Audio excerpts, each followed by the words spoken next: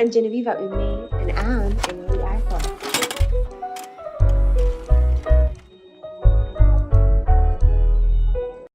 Testimony, a tribe called Judah.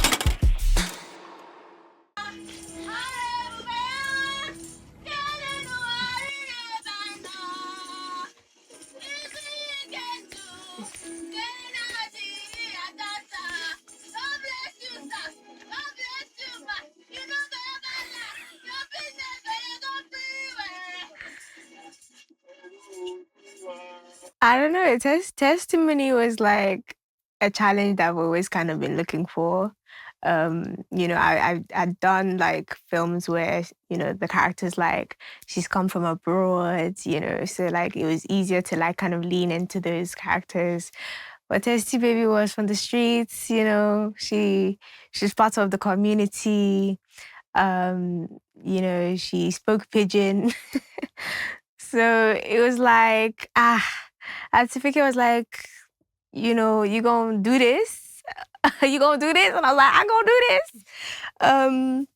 So yeah, I was really grateful for her, but it was such a challenge. It was probably the toughest thing I'd ever done, and also felt like, God, like, let me not disgrace my parents. Do you understand? Like I was like, as I was doing, I just never felt content. Never felt content whenever we're done. And to be honest, it's not like I ever feel content, but this one especially, it was like I felt like, oh man, I don't know about this film. I didn't know about this film, but like the first scene, when I describe A Tribe Called Judah, I just think that the only scene I enjoyed was the first scene. And the rest of it, I felt like was tough for me because she was speaking pidgin, like, but she still had to be true. But the first scene was like, oh, I was told, oh yeah, obviously I read the script and the scene said, oh, you're going to be a beggar. And I just remember just looking out my window outside when I, like out close to home, whenever we saw like beggars and people that were like hawking on the streets, just looking to that for inspiration. When we got to the song, it was just good to practice. I was practicing with my fellow actor, Olumide. And then also all the bits where when she finally gets the money and she's thanking the person that's gifting her money, that was all improv. I'd written it down and I'd hoped that I delivered it in the way that I planned to. So I was really, really pleased. For that scene. It was good to just play and not be conscious of myself.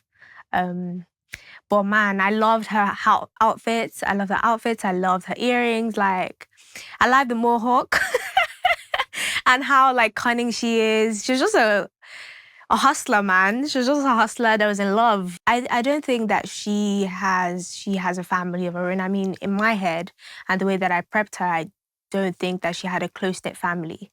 So she found this kind of close-knit family that she wanted to be a part of and that she emulated. And then of course her boyfriend who kind of maybe showed her love and support, and she wanted her boyfriend to win. So she showed that in what she did for him, how she would show up for him, and generally the audacity she had with her family, with the boys' family, really. Auntie Funke really, really does know how to tell a story, and she cast the team perfectly. She does things in an unconventional way. It's not all the way to the book, because sometimes we show up on set and whatever's on that script is probably not what we're doing today.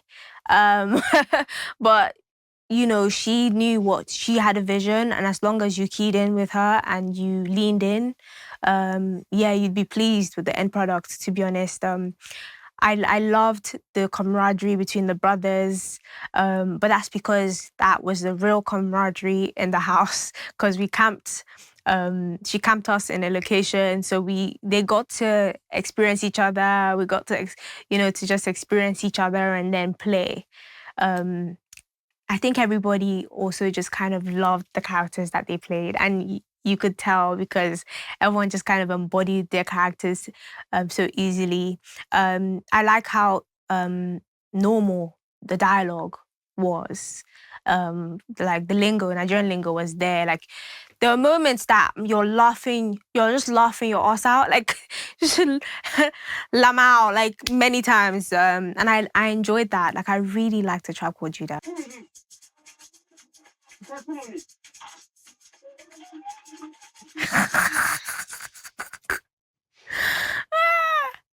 Yeah, Tessie was just wriggling away. She's like, you know me. I think honestly, some scenes I give Auntie Funke credit for because she was just like, oh yeah, you're just gonna wiggle out like and act like and you know, we just wiggled out and did it. And you just again, it's like you have to trust the director. And I fully had to trust Auntie Funke because yes. Testible.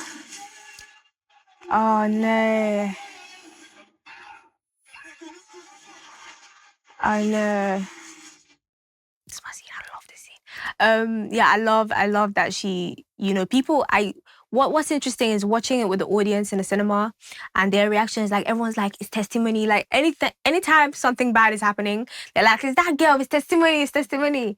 And then the irony of like what eventually does happen with the show. It was great. Yeah, I love that. I love that. I love that contrast as well.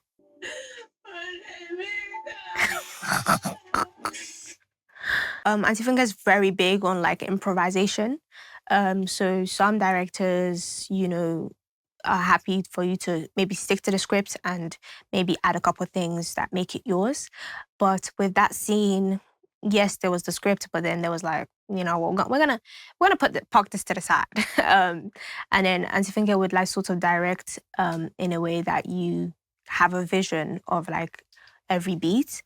But what I really enjoyed about this scene is that yes, there was, you know, the vision, the director's vision, but then the bit where she remembers that, oh yeah, she was speaking to her brother earlier, and everyone's like, so did you go and tell him that you really did that? She didn't say anything, but like the way the suspense, the way she plays it, makes the audience feel like she did, oh, messed up, and then she changes it. And I think that was all improv. And I really enjoyed being in my body for that scene. Yeah. Auntie Funke is up for a Best Actress nomination for this film. You know, I think it would be great for her to get it because she really did do an amazing job at playing this Iya Judah. Actors and crew members work so very hard to bring the films we love to life. Please support the official release. Thank you. Keep watching Our House Entertainment.